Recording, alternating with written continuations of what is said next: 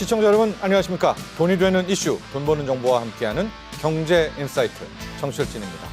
중국의 AI, 이 인공지능 모델 딥시크로부터 촉발된 정보 유출 우려가 로봇 청소기 등 바로 중국 가전 제품 그리고 전기차까지 퍼지고 있습니다.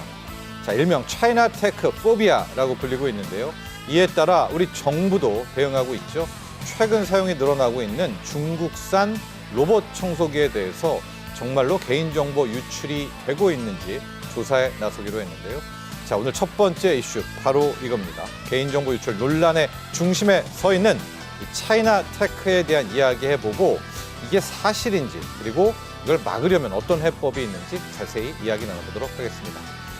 자, 여러분, 두 번째 이슈는 우리 2차 전지에 대한 이야기입니다. 지난 5일 서울 코엑스에서 국내 최대 배터리 전시회 인터배터리 2025가 개막했습니다. 이번 전시회는 역대 최대라 할 수 있는 688개 배터리 기업이 참가해서 그야말로 2차 전지 산업의 미래를 한눈에 볼 수 있다, 이런 평가인데요. 무엇보다 국내 배터리 3사가 일제히 사육 원통형 배터리를 선보여서 지금 큰 주목을 받고 있습니다. 오늘 두 번째 이슈로 인터배터리 2025 행사의 주요 내용 그리고 전기차 캐즘을 극복하기 위해서 노력하고 있는 우리 K2차 전지의 현재와 미래에 대해서도 조망해 보도록 하겠습니다. 자, 저희 경제인사이트는요, 유튜브 경제인사이트 채널을 통해서도 실시간 시청이 가능합니다. 많은 시청 부탁드립니다.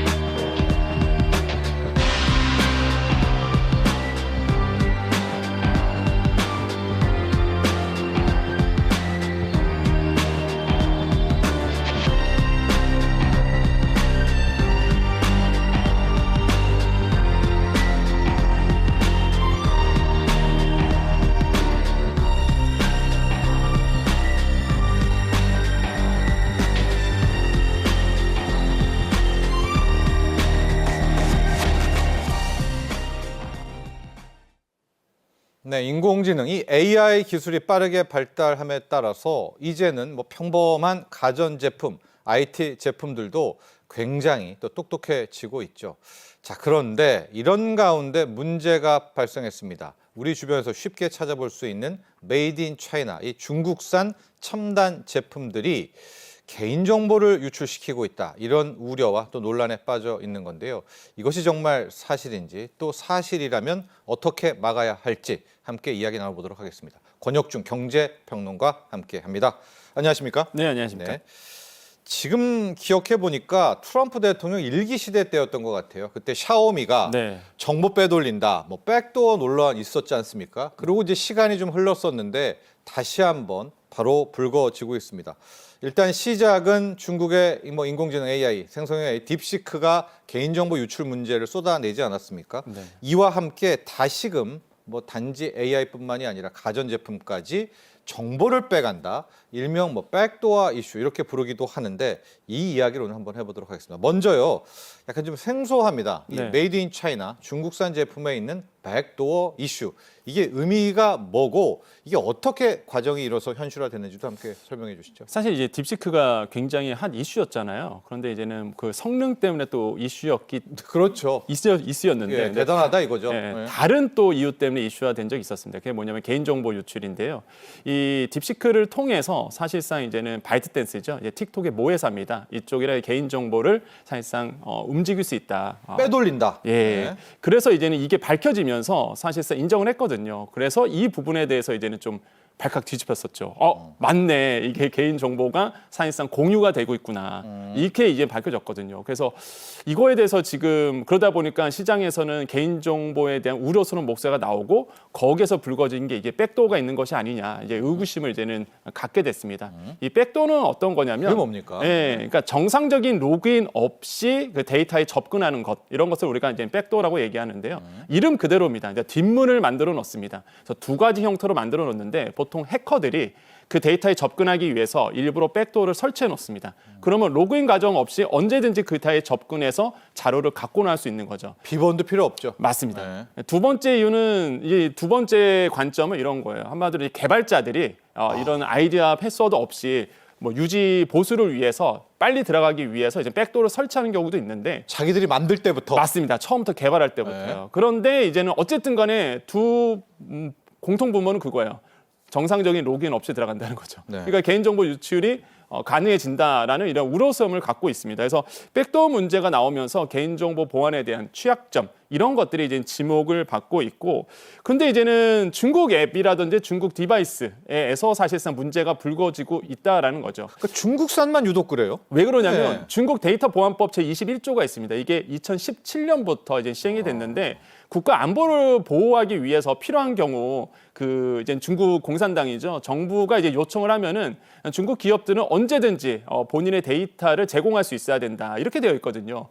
그러니까 중국산 앱, 뭐 중국산 미디어 디바이스 다 포함입니다. 그렇기 때문에 이제 중국에 대한 모든 제품에 대해서 의구심을 가질 수밖에 없는 것이고, 지금 수집 논란 사례가 굉장히 많아요. 딥시크도 아까 말씀드렸죠. 무차별적으로 이제 개인 정보를 수집을 해서 저건 팩트입니다. 사실로 예. 확인됐어요. 그래서 이제 바이트댄스의 전송 확인이 이게 확인이 됐습니다. 실제적으로. 그러다 보니까 딥시크를 또 각국 나라에서 못 쓰게 하는 경우도 있었고요.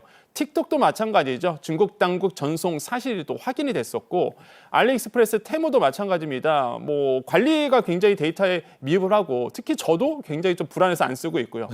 화웨이 통신 장비는 이미 트럼프 1기 때부터 있었죠. 그래서 예. 이런 백도어 프로그램 통한 시작이었죠. 네, 정보 유출 사례도 있었고, 커넥티드 카, 그다음에 CCTV, 로봇, 뭐 청소기 등 다양한 미디어 디바이스에서 이렇게 백도어 논란부터 개인정보 유출 사례까지 나오고 있는 상황입니다. 네, 여러분들 보셨죠? 이 중국은 법으로 중국 정부 공산당이 요구하면 네. 그 정보를 갖고 와라. 이제 이게 법으로 되어 있습니다. 그러니까 당연히 중국산 제품들은 만들 때부터 백도어가 있어야 되겠죠. 그래야지 정보가 필요할 때 갖다 빼서 공산당한테 줄 테니까요. 그러면 웬만한 중국산 제품들은 다 우리가 개인정보 유출이 있다 이렇게 봐야 됩니까? 지금 우리가 네. 쓰고 있는 한번 그러니까 열거를 해 주시죠. 그러니까 의구심을 가질 수밖에 예, 없죠. 예. 예, 사실상 아마 지금 가성비 때문에 많은 국민들이, 또한 많은 분들이, 심지어 공공기관마저도 이런 중국산 제품을 많이 쓰고 있다라는 것이 지금 밝혀지고 있고요. 특히 대표적인 게 이제는 CCTV죠. 여러분 깜짝 놀라실 것 같은데요. 공공기관에서도 알고 보니까 중국산 CCTV를 쓰고 있었습니다. 가성비 때문에. 예. 그런데 이게 국내산인 줄 알고 사실상 받았는데, 알고 보니까 이게 둔갑을 시켜놓은 거였어요. 중국산인데 국내산으로. 이런 사례도 사실 발견이 됐었거든요. 그러니까 이런 문제도 있었고요. CCTV. 예, 그다음에 로봇 청소기도 있죠. 최근에 이제 에코백스라는 중국산 로봇 청소기에서 해킹 논란이 있었습니다. 거기서 욕이 나왔어요. 로봇 청소기에서. 그래서 이게 뭐가 이상하다. 그래서 미국 연구원들이 조사를 해봤더니 네. 이거 정보 보안 해킹 위험이 굉장히 높다라는 게 밝혀졌었고요. 예. 그다음에 IP 캠도 있습니다. 요즘에 그건 가정집에서 뭐 뉴스 많이 나왔죠. 예, 요즘 사무실에서 쓰시는 IP캠. 이게 CCTV랑 다른 게 IP캠은요, 언제든지 이렇게 모바일로 실시간으로 IP를 통해서 볼 수 있거든요. 강아지 보려고 많이 하지 맞습니다. 않습니까? 고양이나. 팩캠이라고 보통 예, 얘기하죠. 예. 이런 팩캠도 논란이 있었죠. 그러다 보니까 이런 다양한 기기에서 지금 일어나고 있고, 지금 나오고 있지만은 IP 카메라요, 국내 점유율 80% 추산되고 있습니다. 그 정도로 많이 쓰고 있고요. 예. 로보락 청소기 같은 경우에도 워낙 인기죠, 주부님들한테. 그런데 이것도 우리나라에서 점유율이 거의 46% 정도 돼요. 1위입니다. 그다음에 항만 크레인도, 사실 대형 크레인도 중국산 이런 제품에 대해서 53% 점유율을 가지고 있고요. 물류 활동을 그럼 다 볼 수 있다는 얘기잖아요, 사실상. 와이파이 공유. 네, 와이파이 공유 무섭죠. 17%. 이거는 글로벌 시장 점유율입니다. 국내가 아니라. 드론도 글로벌 시장에서 70%. 그다음에 국내 앱 다 아실 겁니다. 뭐 테무라든지 알리익스프레스. 이런 것들을 봤을 때 무서울 정도로 정말로 진화되고 있다, 이렇게 생각을 해봅니다. 자, 이런 가운데 지난달에는 국내 시장에 중국 전기차 BYD가 들어왔지 않습니까? 네. 근데 BYD가 딥시크와 또 협업을 예고를 했습니다. 네. 근데 권혁준 평론가, 이게 더 우리를 공포스럽게 하는 게 전기차란 자체가 디지털이잖아요. 맞아요. 뭐 거의 보면 이제 100% 디지털로 가게 되는. 여기에 생성형 AI 딥시크가 합쳐지면 그럼 이제 우리가 운전을 하면 우리 한국의 운전자 모든 정보, 우리가 차 내에서 심지어 말하는 것들, 대화 내용들 싹 다 빼갈 수 있는 이 정도까지 생각해 볼 수 있는 거 아닙니까? 그렇죠. 이 기술이라면? 예, 저도 사실 전기차 타는데 카메라 다 가려놓습니다. 그러니까 국내 안에 예. 카메라가 있거든요, 사실. 그래서 이제는 카메라를 보고서 운전자의 뭐 건강 상태라든지 눈 깜빡임을 다 조사를 해요. 그렇죠. 그래서 자나 안 자나, 예, 그런 것도 하잖아요. 예. 그러다 보니까 이제 뭐 민감한 얘기를 잘 안 하게 되고요. 그 다음에 이제는 뭐 누구랑 만날 때도 조심하게 되는 거죠. 그래서 이제는 조심할 일이 많나 봐요. 왜 그건 그러냐면 아니지만, 네. 네, 그래서 이제는 뭐 대화 같은 걸 많이 하다 보니까 안에서 네. 그래서 이런 그렇죠. 전화 통화 많이 하잖아요. 네. 그래서 이런 것들을 이제 조심할 수밖에 없는데, 그러니까 그 정도로 사실상 전기차 같은 경우는 앵커님 말씀하신 것처럼 다 전자장비입니다. 그러니까 내가 거기서 무슨 얘기를 하는지 다 들을 수 있다라는 거죠. 안 그래도. 예, 네. 그러다 보니까 이런 점들은 굉장히 좀 조심스러울 수밖에 없고, 특히 지금 네. BYD가 이제 딥시크와의 협업을 이제 발표하다 보니까 그러면 제조 미디어 아니 그러니까 디바이스잖아요, 사실상. 그러면 우리는 물리적으로 그걸 접할 수밖에 없습니다. 아니 여기에 생성 AI까지 더 네. 합치면 어떻게 됩니까 이건? 나의 정보를 다 수집을 해서 나에게 맞춤형 광고가 온다든지 아니면 나에 대해서 모든 게 다 알려진다는 거죠. 그렇죠. 그래서 굉장히 리스크가 좀 있다라고 보시면 되겠는데, 우리나라에 이제 아토3가 이제 들어옵니다. 이미 지금 물량이 들어왔는데 환경부의 인증 때문에 아직 지금 소비자에게는 가진 않고 있지만 이런 중국산 전기차에 대한 보안 리스크가 있다 보니까 아마 타시는 분들도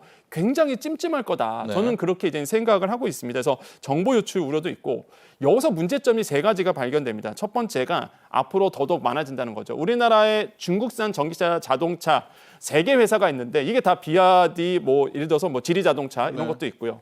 이런 데가 다 딥시크와 협업이 돼 있어요. 다 싫겠죠 이제 소프트웨어를. 그러면 이제는 이게 문제가 될 수밖에 없고, 두 번째로는 이제는 우리가 빠져나가는 정보들이 생각보다 더 많다는 겁니다. 수집되는 정보들이.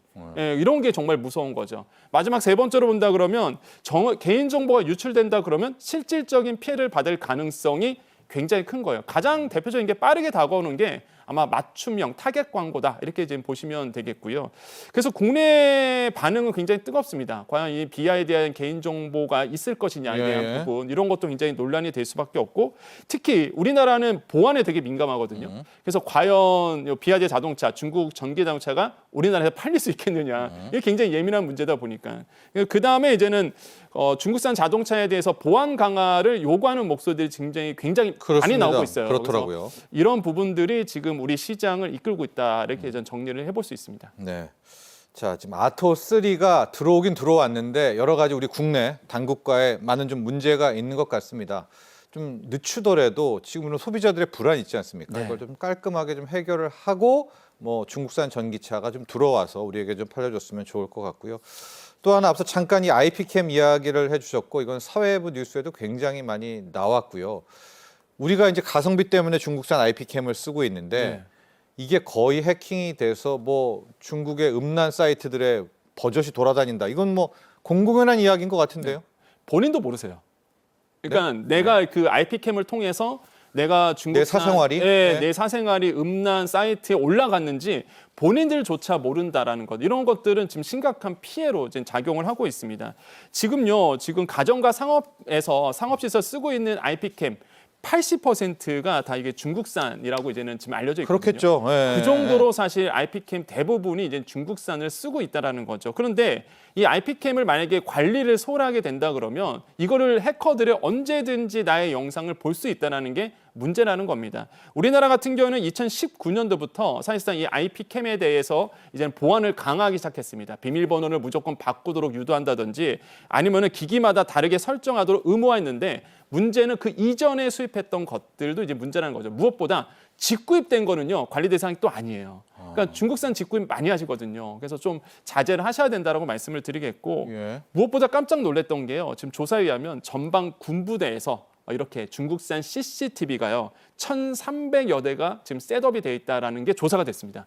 전방에도 군부대에도. 그래서 이게 우리요? 굉장히 네. 논란이 되고 있고, 또 한 가지가요, 경찰청과 중앙경찰학교 여기에 봤더니 시도경찰청에 조사를 봤더니 최소 760여 대의 중국산 CCTV가 설치돼 있다는 것을 조사가 된 거예요. 그래서 지금 뭐 이런 것도 지금 정치권에서 좀 논란이 되고 있지만 뜨겁다라는 거죠. 그래서 중국산에 대한 보안 이슈가 계속 불거지고 있다. 피해 사례 굉장히 나오고 있습니다. 아까도 말씀드렸죠. 나의 사생활이 중국 음란 사이트에 노출되는 경우도 있었고요. 무엇보다 중국 해커가요, 국내 IP캠을 해킹을 해갖고 이게 4,500여 개 이상의 영상을 유포한 사례도 있었습니다. 예. 그 정도 심각해요. 그래서 만약에 여러분 집에 펫캠이라고 보통 얘기하죠. 반려동물 관찰하기 위해서 했던 이런 IP 카메라가 있다 그러면 이거 잘 관리를 하셔야 된다. 그리고 나의 사생활이 다 찍히고 있다는 걸 좀 보셔야 되겠고요. 그래서 주의할 점은 그겁니다. 비밀번호 자주 바꾸시는 것 이런 것도 추천드리겠고 안 쓸 때는 가려놓는 것 이런 것도 하나의 방법이라고 말씀드릴 수 있습니다.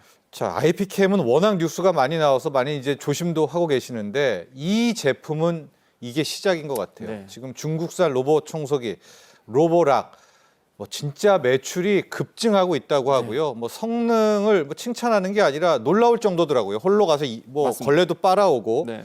근데 이 중국산 로봇 청소기도 지금 또 개인정보 유출 논란의 핵심이 되고 있습니다. 이거 괜찮습니까? 위험합니다. 굉장히 위험하고 사실 이제 또 제사를 말씀드리겠지만 로봇 청소기 쓰는데 저는 IP캠 없는 걸 쓰거든요. 그러니까 예. 왜냐하면 너무 위험한 거예요. IP캠이 있는 로봇 청소기는 돌아다니면서 모든 방을 다 관찰하거든요. 근데 있어야 이게 돌아다닐 수 있지 않나요? 근데 라이더로 라이더로? 네. 그걸 하기 때문에 이 IP캠 없는 사실 로봇 청소기가 있습니다. 그래서 이런 것들을 이제는 볼 수 있는 거고 그런데 이제 로보락 같은 경우에는요 IP캠 달려 있는 것들이 있거든요. 그러다 보니까 모든 만약에 해커들이 맘만 먹으면 나의 모든 일상생활을 다 지켜볼 수 있다라는 거 굉장히 좀 위험하다고 보시면 되겠고 특히 그래서 로보락의 문제점은 개인 정보 이런 것들을 계열사 쪽으로 데이터를 넘길 수 있다 이런 것들이 이제 문제점으로 작용하고 있어서 로보락 자체 중국산 사실상 이제 로봇 청소기거든요. 네. 여기가 이제는 개인 정보를 막고자 이제 노력을 하고 있으나 시장에서는 그렇게 믿지 않는 상황으로 가고 있습니다. 특히 아까 말씀드렸죠 에코백스라는 이런 그 로봇 청소기 같은 경우는요. 욕설이 갑자기 튀어나와갖고 로봇 청소기에서 그래서 이거 해킹이 당했다라고 좀 보고 있거든요. 그래서 이런 점들이 지금 뭐 시장에서는 뜨거운 논란이 되고 있습니다.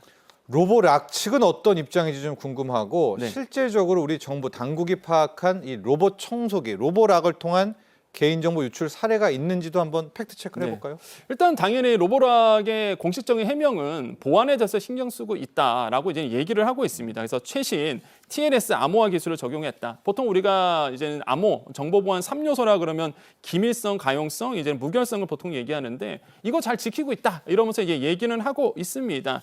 그런데 이제 문제가 여기 나오고 있죠. 뭐 로보락 같은 경우에는 제3자에게 사용자 데이터를 제공하지 않는다라고 얘기는 하고 있으나 사실상 이 문제는 시장에서 그렇게 믿지 않고 있고 무엇보다 뭐 2020년 이후에 나온 것들은 적용하고 있는데 그럼 그 전에 나온 것들 같은 네. 경우에는 그쵸. 이제 중국에 있는 투야라는 테크놀로지 회사가 있는데 여기에 이제 정보를 공유하고 있다라고 밝혔어요 이미. 그러다 보니까 이게 미지근한 어떤 발표다 이렇게 좀 시장에서는 평가를 하고 있습니다. 그래서 중국산 이런 로봇 청소기에 대한 정보 보안에 대한 우려스러움은 현재 진행형이고요.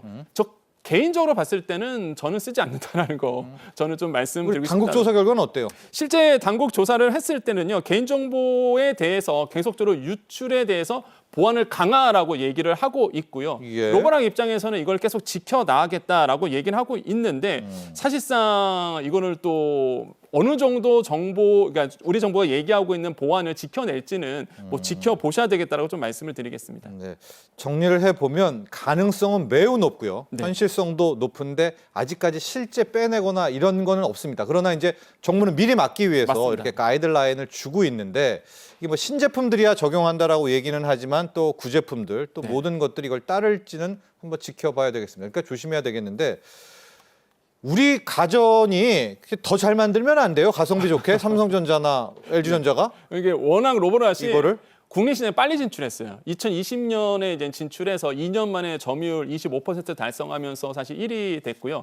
지금 같은 경우는 로보락이 국내 점유율 46% 차지할 정도로 시장에서 이제 로봇 청소기의 르네상스를 좀 이끌어왔던 기업입니다. 그러다 보니 사실 1등의 법칙이죠. 로보락이 이제는 좀 우리나라에서 잘 팔리고 있는데 우리나라 기업들도 열심히 하고 있습니다. 삼성전자, LG전자 로봇 청소기 이제는 발표하면서 따라가고 있고 무엇보다 우리나라의 삼성전자, LG전자의 강점 바로 중국 제품이 따라올 수 없는 보안이거든요. 이런 보안을 더 강화해서 중국 제품을 앞서기 위해서 지금 노력을 하고 있습니다. 그래서 삼성전자 같은 경우는 한 20% 중후반의 점유율을 갖고 있고요. LG전자 같은 경우는 한 9% 정도 사실상 이제 점유율을 가지고 있는데 이제 삼성전자의 보안 기술이죠. 녹스 기술 정말로 뛰어납니다. 네. 이거를 적용을 해서 중국에 따라올 수 없는 이제 강력한 보안 제품을 이제는 뭐 로봇 청소기에 도입을 했고 이런 것들이 소비자의 반응을 얻고 있습니다. 그래서 뭐 저도 아까도 말씀드렸지만 저도 삼성 거 씁니다. 그래서 네. 믿을 만한 제품을 쓰시는 게 가장 좋지 않을까 이렇게 보고 있습니다. 자, 근데 또 중국산이 워낙 싸기 때문에 네. 소비자들이 갈 수밖에 없습니다. 마지막으로 좀 결론 좀 내봐야 되겠습니다. 두 가지 측면 볼게요. 우리 개인들, 소비자들은 이 중국산의 정보 유출 문제를 어떻게 대응해야 될지 봐야 되겠고요. 당국은 또 뭐 법이라든가 여러 가지 방법이 있을 텐데 어떻게 이 문제를 좀 해결해야 될지 두 축 모두 한번 볼까요? 일단 정부가 당연히 나서고 있습니다. 개보위에서 사실상 이제는 이 부분에 대해서 가이드라인을 이제 마련하고 있고요. 이런 점에 봤을 때 정부도 이제는 이런 어떤 중국산 로봇 청소기부터 시작해서 중국산 IT 제품에 대한 규제, 보안 강화를 계속적으로 요구하고 있고요. 네. 특히 정부가 기업 같은 경우에는요, 사실상 지금 나오고 있죠. 개인정보 활용 실태 점검 대상에서 중국산 제품 다 포함되어 있습니다. 그래서 개인정보 처리 주체가 누구냐, 개인정보 처리 동의 여부도 이제 받고 있느냐 이런 것도 조사를 하고 있고 특히 개인정보를 받았으면 제3자 제공 공유 그게 여부, 중요하죠. 예, 네. 누구에게 주고 있느냐 이런 것도 사실상 다 조사를 지금 점검하고 있습니다. 그래서 이런 점들에 대해서 이제 규제를 하고 있다라고 말씀을 드리겠고, 그래서 적극적인 행동으로 본다 그러면 정부와 기업은요 이런 어떤 뭐 완제품만 보는 건 아니라 사실 공급망도 철저하게 이제 볼 필요가 있다. 한마디로 부품은 중국산, 칩은 중국산 이러면 안 되거든요, 사실상. 그래서 이런 것까지도 사실 그렇죠. 정부가 이제는 바라봐야 된다고 보시면 되겠고, 특히 이제는 개인적으로 본다 예, 그러면 우리 소비자들은요. 네, 소비자 같은 경우에는 이제 안 쓰는 IT 기기 같은 경우는 IP 캠이 있다 그러면 무조건 가려놓는 게 좋다라고 말씀드리겠고, 자주 비밀번호를 바꿔주시는 것이 좋습니다. 특히 공용 와이파이를 통해서 이게 데이터가 오고 가거든요. 그러면 공용 와이파이 기기 같은 게 중국산이 또 많아요. 그래서 이런 어떤 비밀번호도 자주 교체하시면서 이제 보안 강화를 좀 나서줘야 되겠다라고 또 다시 한번 좀 말씀을 드리겠습니다. 네. 비밀번호를 교체하니까 자꾸만 까먹는다고 안 교체하시는 분들이 많아요. 네네. 근데 하셔야 됩니다. 이거 안 하면 정말 해커의 이 해킹에 타깃이 된다는 점도 꼭 오늘 유의하시기 바랍니다. 도움 말씀 주신 권혁중 경제평론가 여기서 보내드리죠. 오늘 감사합니다. 네, 감사합니다. 자, 두 번째 이슈로 넘어가겠습니다. 우리 K2차 전지에 대한 이야기입니다. 영상 보시고 난 뒤 계속해서 주제 이어가겠습니다.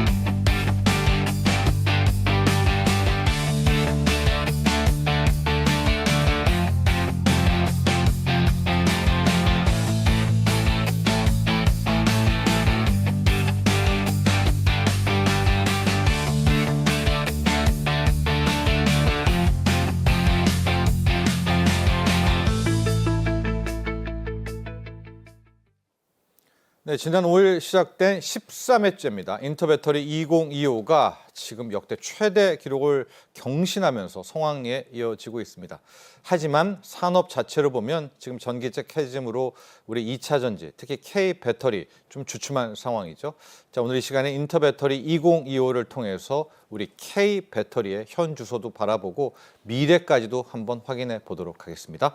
자, 한세경 경북대학교 전기공학과 교수 함께합니다. 안녕하십니까? 네, 반갑습니다. 자, 인터배터리 행사.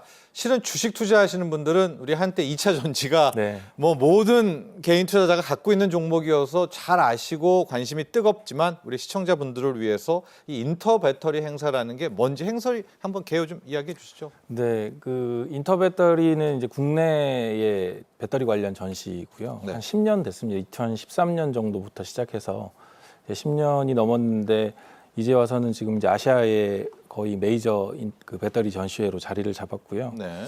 뭐 계속 이렇게 가파른 상승 곡선을 그리고 있습니다. 당장 숫자로 보더라도 작년에 580여 개 정도 업체들이 참여를 했었는데 지금 이제 한 100여 개 이상 업체들이 증가를 한 상황이고요. 그렇네요. 올해가 역대 최대. 그렇죠. 네. 그러니까 작년에도 역대 최대, 매해 역대 최대를 지금 갱신을 네. 하고 있는 네. 상황입니다.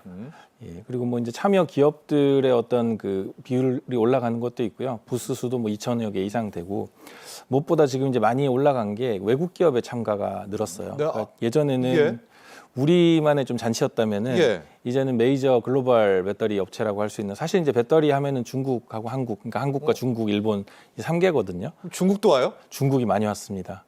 그래서 우리가 잘 알고 있는 BYD, 예. 그다음에 이제 EV라고 하는 예, 또 EV. 이제 중국의 메이저 배터리 업체들도 참여를 했습니다. 네. 자, 우리 인터배터리 행사가 이제는 뭐 BYD까지 오는 세계적인 행사로 이제 네, 커졌다. 맞습니다. 여기까지 이야기해 보시면 되겠고요. 현 주소뿐만이 아니라 미래 트렌드도 담을 수 있기 때문에 굉장히 중요한 행사인데 실은 올해 주제는 전기차 자체는 캐즘이잖아요. 네. 그러니까 이걸 극복하기 위해서 우리가 어떤 시장으로 가야 돼? 미래를 좀 보는 그런 분위기가 많았다라고 합니다. 좀 여러 가지 삽수 볼 텐데 우리 특히 교수님께서 현장 분위기? 나는 여기가 참 좋았더라. 뭐 하나만 좀 에피소드 같은 것도 이야기해 주시죠. 네. 네, 일단 저도 뭐 그저께 다녀왔었는데요. 다녀오셨죠? 네. 우리나라 이제 뭐 배터리 3사는 당연히 다 참석을 했고요. 아까 말씀드린 대로 중국 메이저 업체들 BYD나 EV 같은 데도 참여를 했고, 제가 보는 키워드는 이제 기술 경쟁인 것 같아요, 결국은. 그래서 이제 지금 이 전기차 캐즘을 극복하기 위해서 각 메이저 업체들뿐만 아니고 다양한 중소 중견 스타트업들까지 포함해서 이 배터리의 캐즘을 극복하기 위해서 기술 개발을 해야 된다. 지금 네. 이제 움츠리지 말고 지금 이 바짝 비축을 해야 된다는 어떤 마음가짐으로 이번에 다양한 기술들을 선보인 장이었던 것 같고요. 네. 뭐 이제 좀 이따 또 자세한 말씀을 드리겠지만 여러 가지 이제 배터리 셀의 폼팩터들을 제시하기도 했었고요. 네. 그리고 이제 소위 우리가 잘 알고 있는 전고체라고 하는 미래의 유망한 배터리 형태 같은 것들도 제시가 됐고요. 네. 그리고 또 뭐 이제 BMS와 관련된 어떤 무선 전송 기술이라든지 이런 것들이 이제 주로 메이저 업체들 중심으로 해서 제시가 됐고요. 네. 눈에 확 들어온 부스는 어디였습니까? 뭐 다 이제 비슷비슷했습니다. 네. 대부분의 메이저 업체가 사실은 굉장히 비슷한 형태의 레파토리를 가지고 나왔어요. 좀 전에 말씀드린. 그래서 이제 그게 어떻게 보면 미래 우리의 어떤 주력 상품들이다라는 생각이 들게끔 이제 그 특정한 폼팩터뿐만 아니고 여러 가지 형태 폼팩터나 그런 관련 기술들을 제시를 했고요. 또 그런 대기업들뿐만 아니고 어떤 중소 중견 스타트업들 쪽에서도 다양한 기술들이 나왔는데 특히 작년에 있었던 그런 배터리 화재와 관련해서 네. 대응하는 뭐 소방 관련 기술이라든지 그런 BMS라는 거죠. 배터리 모니터링 시스템도. 그렇죠. BMS 네. 기술도 있고 뭐 소방을 이렇게 화재를 진압하는 기술 같은 것들도 전시가 되곤 했었습니다. 네. 자, 우리 3사를 보도록 하겠습니다. 원래 이번에 인터배터리에서 가장 많이 어필이 됐던 게 원통형 배터리, 그다음에 전고체 배터리 좀 언급을 해 주셨고, 뭐 앞서 말한 BMS 시스템들, 뭐 이런 것들을 우리가 기대하고 있는데 어땠습니까? 이번에 좀 트렌드들, 큰 대형 배터리들의 특징도 한번 정리해 볼까요? 네, 좀 전에도 이제 말씀드린 대로 기술 개발 그리고 이제 다양한 폼팩터가 키워드라고 할 수 있을 것 같은데요. 그 중에서도 특히 이제 원통형 배터리 중에 46파이 시리즈의 배터리가 그렇죠. 가장 굉장히 좀 뉴스도 많이 나옵니다. 핫했던 것 같아요. 그래서 이제 배터리 3사들뿐만 아니고 이번에 참여한 중국 기업들까지도 46파이, 그러니까 46파이의 직경을 가지는 배터리 원통셀이라고 보시면 되는데 이 46파이 시리즈의 셀들을 다 전시를 했었습니다. 그리고 이제 그 뭐 제조사별로 조금씩의 어떤 기술적인 특징들. 차별화 네. 특징들은 있습니다, 물론. 하지만 이제 전반적으로는 비슷해서 그 46파이 어떤 원통셀 그 외에도 이제 보통 기업들별로 가지고 있는 주력 그 폼팩터가 있어요. 예를 들면 SK 같은 경우는 파우치셀 쪽이 좀 중요한 폼팩터였고 네. 삼성 SDI 같은 경우는 이제 원통셀 이런 쪽이 중요한 폼팩터였는데 이제는 본인들이 주력으로 하던 어떤 특정 폼팩터를 벗어나서 네. 고객이 원하면은 다 한다. 여러 가지 형태 폼팩터로 가겠다 하는 측면이 하나 있었고요. 네. 이게 이제 형식적인 측면이라면은 내용적인 측면에서도 배터리의 이제 내용이라고 하면 결국은 그 우리가 잘 알고 있는 삼원계 배터리 네. 말고 중국이 기존에 잘해왔던 LFP라고 하는 인산철 배터리도 이제 국내 3사가 다 하겠다고 지금 나서고 있는 상황입니다. 네. 예. 자, 크게 저희가 한 3가지 정도 알아보도록 하겠습니다. 그래서 잠깐 표에 나왔는데 원통형 배터리, 그다음에 LFP 배터리를 우리가 또 도전을 하는 것 특징, 그다음에 맨 마지막 여러분도 관심이 크죠. 전고체 배터리 이렇게 나눠서 봐야 될 것 같은데 원통형 배터리부터 들어가겠습니다. 지금 일론 머스크, 이 테슬라도 원통형 배터리 쪽을 밀고 있고요. 네. 로봇에도 휴머노이드에도 원통형 배터리 들어간다라고 하고 있고 우리의 원통형 배터리는 어떻습니까? 현주소는 하고 미래는 어떨까요? 저는 뭐 밝다고 보고 있습니다. 네. 특히 이제 우리가 그 원통형 배터리 시장에서 굉장히 높은 점유율을 보이고 있어요. 예. 사실은 이제 파나소닉이 원통형 배터리에서 좀 강자였었는데요. 이 원통형 배터리가 범용적인 형태의 배터리다 보니까 전기차 이전에도 다양한 곳에서 쓰이고 있었지만 특히 이제 전기차, 특히 테슬라죠. 네. 테슬라에서 주도적으로 원통형 배터리를 사용을 하면서 좀 확 시장이 커진 측면이 있어요. 네. 실제로도 제일 점유율이 많고요. 그래서 테슬라가 2022년이었던가요? 그 배터리 데이에 일론 머스크가 직접 네. 우리가 4680 배터리 만들겠다라고 하고 선언을 했었죠. 그랬는데 사실은 이제 못 만들었죠. 못 만들었다기보다 만들고 있지만 점유율이 굉장히 작습니다. 네. 그 덕에 우리한테 줬잖아요. 우리가 네. 좀 많이 수주를 네. 해서 네. LG 에너지 솔루션 같은 데서 많이 수주를 했죠. 그래서 이제 그 폼팩터를 이제는 뭐 LG뿐만 아니고 네. SK나 삼성도 전부 지금 하겠다고 이제 나서고 있는 상황이고요. 예. 결국 이제 시장을 키워준 거였죠. 그리고 이제 우리는 그 고객의 요구에 따라서 시장에 좀 대응하고 있는 상황이고 그런 상황입니다. 네. 3사에 이제 다 이번에 다 4680 원통형 배터리를 들고 나왔는데 조금씩 다른가요? 뭐 LG엔솔은 우리가 잘한다고 하고 뭐 나머지 SK온도 우리도 잘한다. 삼성 SDI도 하는데 좀 다른가요? 좀 장단점이 있는 건가요? 사실 이제 그 안에 뭐 아주 디테일한 어떤 그 노하우나 이런 것들은 차이가 있을 수밖에 없겠지만 네.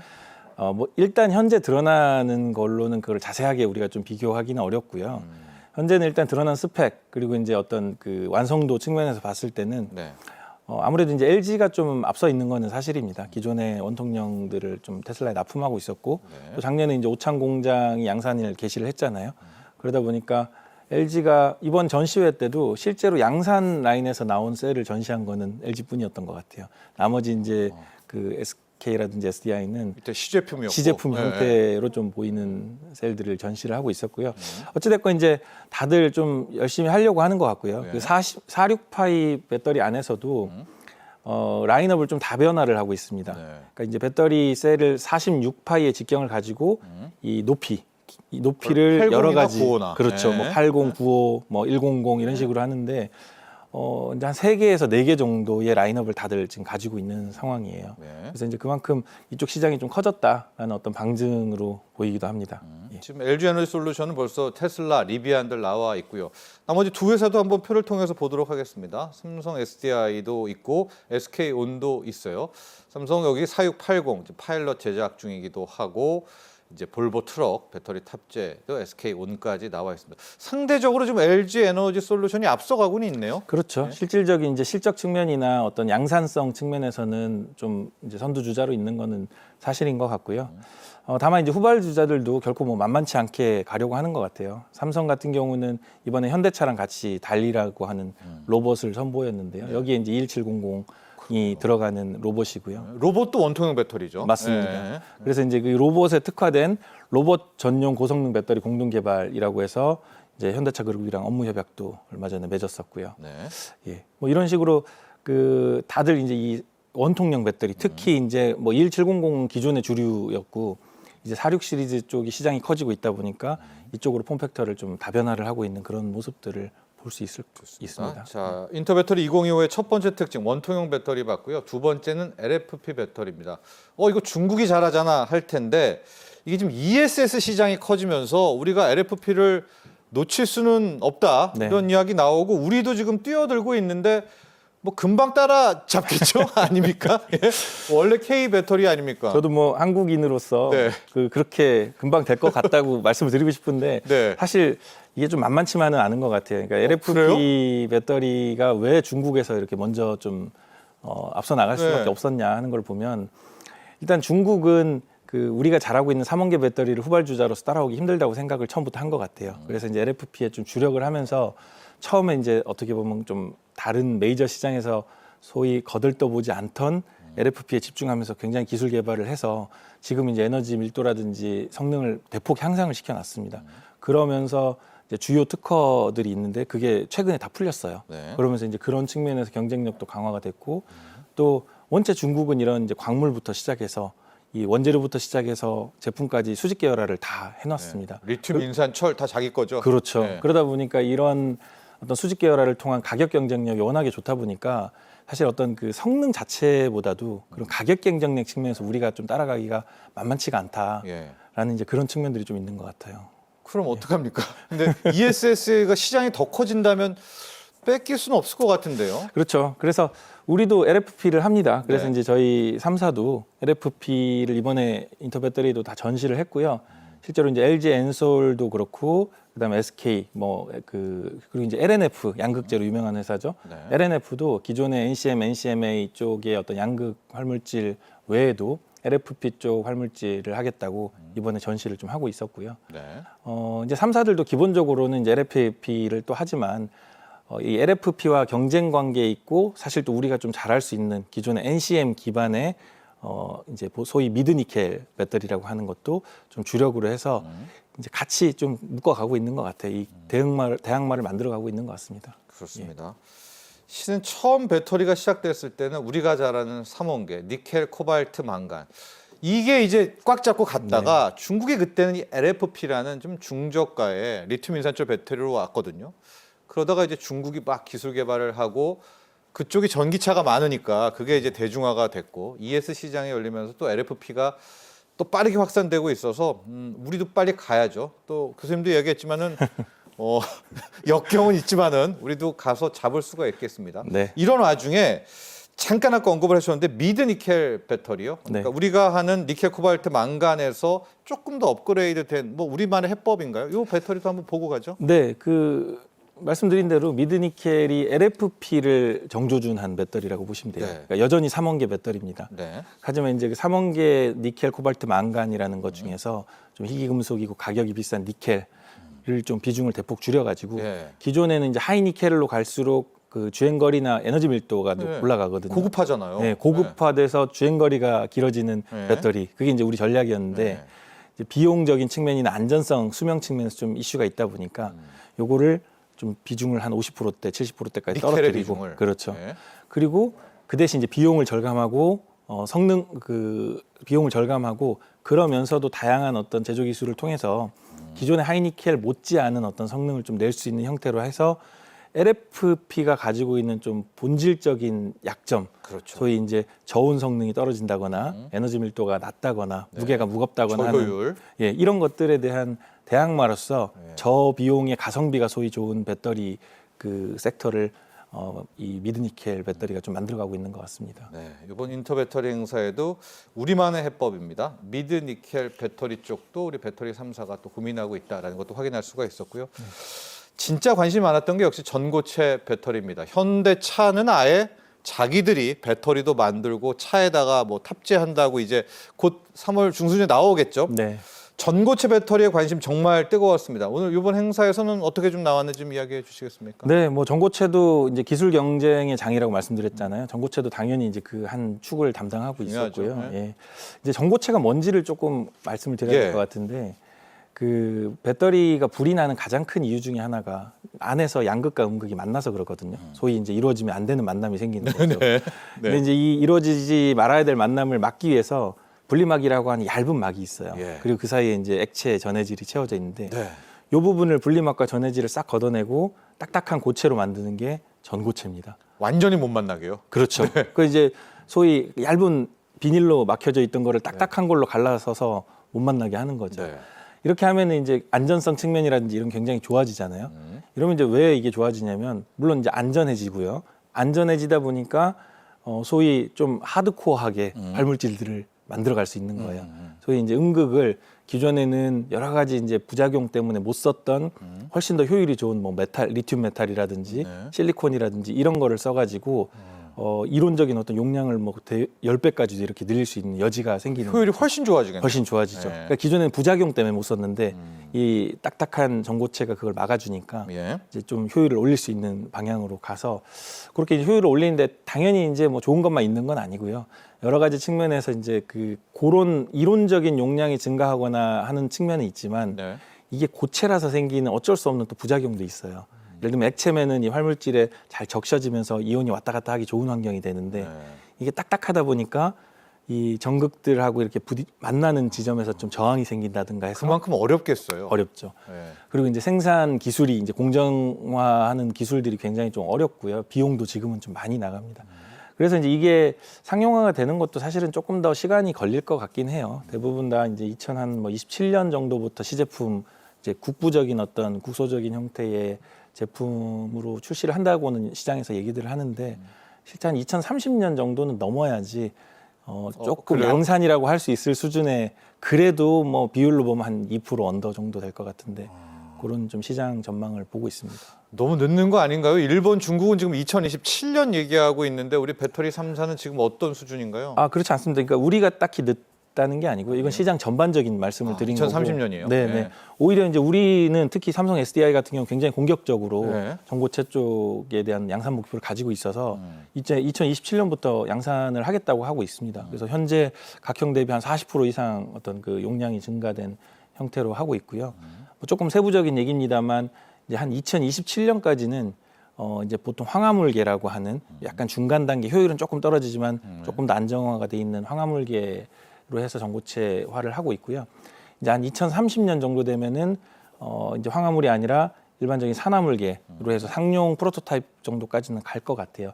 그래서 뭐 이게 도요타라든지 CATL, 네. 뭐 BYD 모두 다 비슷한 스케줄들을 가지고 있어요. 2027년. 예, 2027년 정도에 어느 정도, 그러니까 2027년이냐, 6년이냐, 8년이냐 약간씩 차이는 있는데 네, 네. 사실은 이건 뭐 전망이기 때문에 네. 대체적으로는 이제 프로토타입, 아주 소량 생산의 특정 제품에 맞춤 생산 정도 하는 거. 그리고 이제 2030년 정도부터 일반적인 양산이라는 표현을 쓸 수 있을 수준의 생산하는 걸 보통은 목표로 하고 있습니다. 알겠습니다. 저희가 지금 배터리 행사를 하는데 2차 전지 주식시장에 가보면은 정말 주가가 바닥에서 헤어나오지 못합니다. 그 이유는 그 핵심이 전기차가 안 팔려서잖아요. 이 그렇죠. 전기차 캐즘 언제쯤 끝날까요? 지금 트럼프 대통령이 있는 한 쉽지도 않아 보이는데요. 뭐 다양한 전망들을 하시는 것 같더라고요. 네. 그러니까 이번 인터배터리에 그 참여하신 배터리 3사에서도 네. 이제 뭐 대표분들이나 CEO분들 오셔가지고 말씀을 하셨거든요.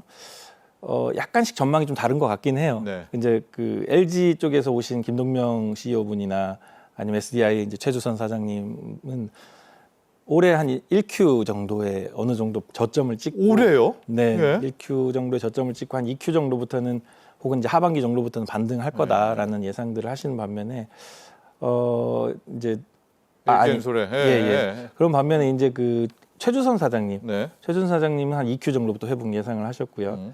근데 이제 김동명 LG엔솔 사장은 내년 상반기, 그러니까 트럼프가 내년까지는 힘이 있다. 그렇죠. 이렇게도 보신 네. 거죠. 네. 그래서 뭐 전반적으로 이제 올해 어찌 됐건 저점을 찍을 것 같다라는 예상들을 대개는 하시는 것 같고요. 뭐 쉽지 않을 거라는 예상을 좀 하시고는 있는 것 같아요. 다만 이제 저점은 우리가 곧 지나가는 거다라는 컨센서스는 가지고 계시는 것 같고 그 와중에도 이 캐즘이 이제 끝나고 있고 이 전기차가 이 캐즘이라는 게 일시적인 현상이기 때문에 네.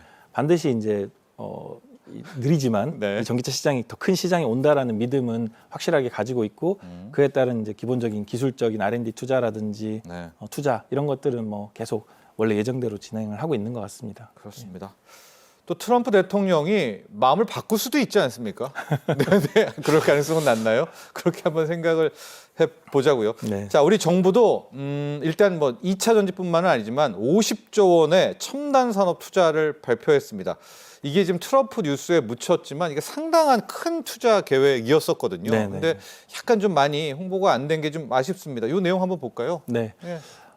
이제 말씀하신 대로 첨단 산업 분야의 육성을 하기 위해서 특히 요즘 이제 반도체 쪽도 그렇고 특히 전기차나 2차 전지 이런 캐즘 때문에 좀 지지부진하지만 확실하다고 생각되는 우리 미래 먹거리들에 그렇죠. 대해서 정부가 좀 본격적인 투자를 하려고 기금을 마련했고요. 네. 이제 이걸 기반으로 해서 그 지금 좀 움츠러들어 있는 생태계를 죽지 않게끔 하려는 어떤 그런 움직임을 좀 가지고 있는 것 같습니다. 그래서 초저리 대출이라든지 특히 이제 중국을 대응할 수 있는 그런 좀 그 호흡기 역할을 할 걸로 기대를 하고 있습니다. 네, 지금 개요 나오고 있죠. 5년간 최대 50조고요. 또 세제 혜택도 있고요. 지금 50조뿐만이 아닙니다. 저리 대출 이런 것들을 통하면 거의 뭐 100조 가까운 이제 자금 투입을 하게 되니까 자, 이 또한 지나가리라. 배터리 쪽에 트럼프 2.0입니다. 결국 앞서도 얘기해 주셨지만은 전기차 시대는 오겠죠. 지금 약간 힘듭니다. 우리 K배터리를 위해서 한마디 좀 제언해 주신다면은요. 예, 좀 전에도 이제 말씀 주신 그 첨단 전략산업 기금이라는 게 하나의 좋은 신호라고 저는 보고 있고요. 사실 이제 중국과 우리나라의 어떤 R&D 투자 예산이 거의 뭐 100분의 1 수준이에요. 그렇죠. 그러다 보니까 이제 작지만 그래도 50조 큰 돈이지만 중국에 비하면 여전히 작거든요.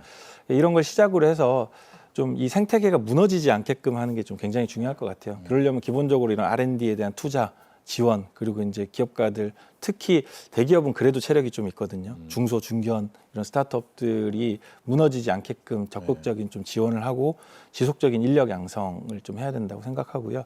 그다음에 이제 셀만 우리가 집중할 게 아니고 이제는 시스템 기술도 좀 다변화를 해서 이 단순하게 셀의 어떤 성능을 올리는 거 이상으로 예. 이 시스템적인 이번에 사실 SK에서 그 액침 기술도 선보였거든요. 예. 그런 이제 시스템적인 기술 분야도 우리가 함께 좀 고민하고 발전을 시켜 나가야 된다라는 생각을 하고 있습니다. 그렇습니다. 지금 가장 힘들 때입니다. 우리 K배터리.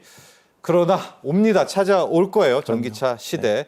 잘 버텨주시기를 저희도 또 응원하겠습니다. 네. 도움 말씀 주신 한세경 경북대학교 전기공학과 교수 여기서 보내드리죠. 오늘 감사합니다. 고맙습니다. 자, 경제인사이트 오늘 준비한 소식은 여기까지입니다. 3월이 되면서 낮에는 봄 기운을 느낄 수가 있지만 아직 아침과 밤은 쌀쌀하죠. 일교차가 거의 10도 가량으로 굉장히 큽니다. 여러분 이 건강 관리 특별히 유의하시기를 바랍니다. 오늘 여기서 인사드리겠습니다. 좋은 주말 보내시고요. 월요일 오후 3시에 여러분 다시 찾아뵙죠. 시청자 여러분 감사합니다.